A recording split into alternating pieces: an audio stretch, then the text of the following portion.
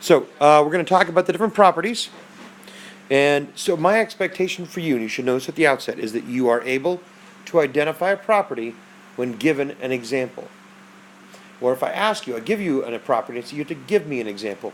We're going to use this later in what are called proofs. And I'm sure you've probably seen a little bit of this already. But again, it's important that if I show you something, go, oh, what property is that?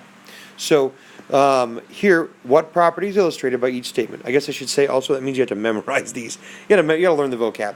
I mean, it's plain and simple.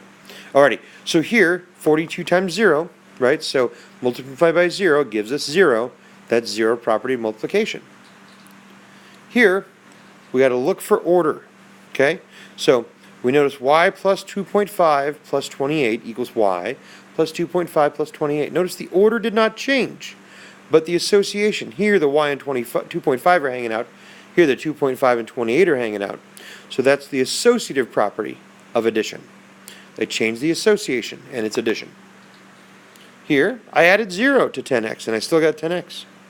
So that's the identity property of addition. Now, it's a lot of properties, but again, I do expect that you memorize these. So what property is illustrated by each statement here? Well, I've multiplied by 1, so multiplication property of, right? So identity property of multiplication. So I multiplied it by 1, it didn't change anything. Here, notice that I have x plus and then square root of y plus z, x plus, oh, the order changed, right, in here. But notice that these two, the square root of y and z, square root of y and z are still associated. So this is just the commutative property of addition. I changed the order inside, nothing else. Okay, so one of the points in these properties isn't just knowing that the properties exist. It is knowing or using them, right? So knowing the name of the thing that you're using. There we go, that's what I'm trying to spit out. A movie ticket costs $7.75. A drink costs $2.40. Popcorn costs $1.25. What's total cost for a ticket, drink, and popcorn? Use mental math. Okay, so here's the idea. Most of you probably already go, oh, well, I'm not going to add this order. That's a weird order. This and this, though, the $7.75, $1.25, easy to add together. So here's the idea. Put them in order the way they were given, right? $7.75, $2.40, $1.25. Reassociate. So, or in this case, I'm sorry, commute. Turn them around so that $7.75 is next to the $1.25. Add these two together, right, and get the answer. You can actually do it in your head. And notice there are properties. We commute them. We reassociate them. We simplify, and we add. All these things have names. Guess what I'm going to have you do? Yeah, name these things. So an example, a can holds 3 tennis balls, a box holds 4, and a case holds 6. How many tennis balls are in 10 cases? Use mental math. Okay, so just a second here. So in using mental math, you got to think, okay, now by the way, so kind of think maybe backwards. There's 6 boxes, right, in a case. You're going to have 10 cases, so in the end you're going to multiply by that 10. There are 4 cans in each box. 3 balls, right, in each can. So you got to figure, well, you know you're going to multiply all this, right? 3, 4, 6, 10. So you think, what's the easiest to multiply? Certainly saving that 10 for last because you're going to put a 0 on the end. And how well do you know your 12s, right? 3 times 4 is 12. 12 times 6, 72. 72 times 10, 720. These happen to already go in order, so there's no need to move around or reassociate. Unless you find that multiplying 4 times 6 is 24. 24 times 3 is 72. Maybe you can do that in your head better. Do 75, then minus 3 for each one, and then throw the 10 on. However you decide to do it. But again, using these properties is the idea. We've talked previously about simplifying. So simplify an expression. Again, using mental math, making things easier to group together. In this case, 5 times 3n, technically what you're doing in your head is regrouping, right? So you're reassociating the 5 and the 3 to get 15 and then throwing back on the n. This one. Now you could just straight up distribute property, right?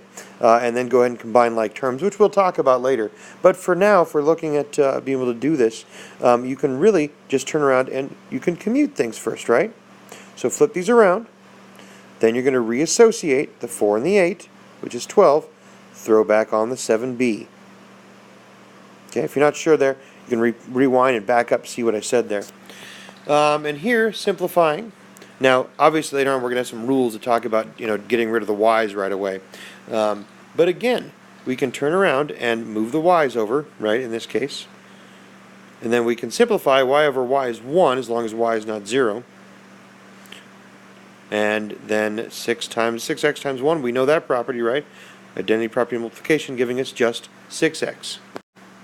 On this one, I'm pretty much just going to give you the answer to take a look here, and I'll discuss it real quick. So here, obviously, you're going to multiply 2.1 times 4.5. I don't expect you to be able to do that in your head. Maybe you can. Maybe you would turn around and know that, well, 20 times 45, well, that'd be, right, so 900. Throw back on the 4.5, that's 945. 2 decimal places, 9.45x. Yeah, you like that one. Here, you're going to commute first. Then we'll reassociate. So we end up with a 6 plus 3. Then we are going to have, which is 9, and then bring along your 4h. Here you can simplify right away. Now again, one of those rules you probably know by now is simplifying out the m's. They're going to be gone. And we're going to notice that there is a 4 in the 8 and the 12. So simplify those out. And I can even write that one out for you a little bit. So here the 4's are going to go out of there, giving us 2 and 3. The m's are gone, leaving only the n on the bottom. So 2 over 3n. Don't worry, we'll get lots of practice at that stuff soon enough. Okay, so using deductive reasoning. Here the idea is, this counterexample idea is, if something is false, if you can provide even one example of why it's false. So is this statement true or false? If it's false, give a counterexample.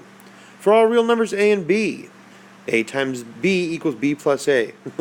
You could come with a lot of examples for that, couldn't you? You could throw in 1 and 0, and 1 and 0, and get a counterexample. Here, 5 and 3. Well, certainly 5 times 3 does not equal 3 plus 5.